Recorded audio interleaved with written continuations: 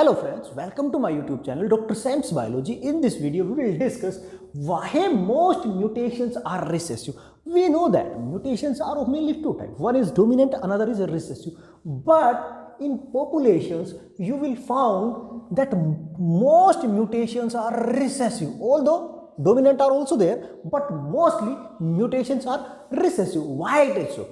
First, we will look at dominant mutation.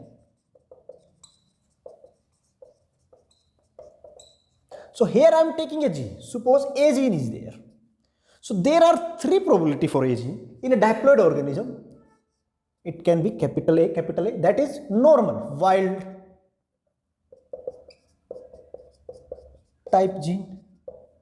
It can be heterozygous, homozygous wild, and it can be heterozygous. One is wild type and another is mutated. And third condition is both are mutated. Homozygous, mutated. In case of dominant mutation, you will find that individual, if this mutation is causing, suppose any disease, so it will be diseased. And it will also be diseased. Because the mutation is dominant, that means it will express itself in heterozygous or also in homozygous condition. So here this mutation is reducing fitness of these organisms. So they are supposed to lost from population. Why?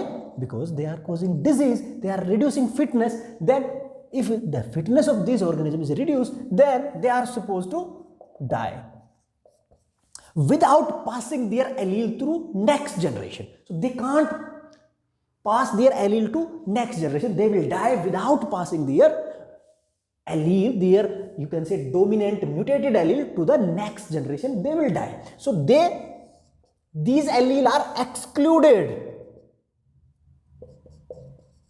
from population. If it will die, it will die. Then this allele is lost. So they are frequently excluded. But in case of recessive mutation, that is wild type, heterozygous, suppose this small a is mutated A and another is homozygous.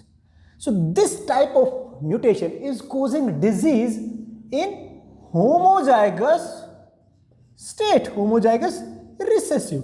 This heterozygous will be normal. So only that person is diseased. So its fitness will be reduced and it will die. But that heterozygous remains in population because it is normal. So suppose it mates with normal, then what will happen?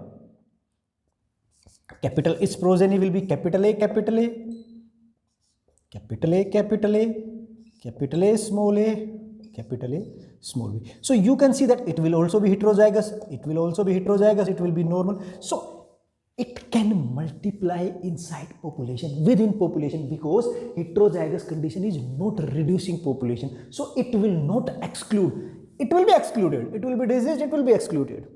But it will not exclude this allele because it is recessive. It can hide in heterozygous condition. So this is heterozygous condition. It is hiding because that person is normal because it has one normal allele. But in case of dominant, this can't hide this because if it is dominant, it will express in heterozygous condition. But in case of recessive mutation, it can hide and it can multiply within population. So you will find that most mutations that are present inside the populations are recessive mutation. It's not that most mutations occur are recessive.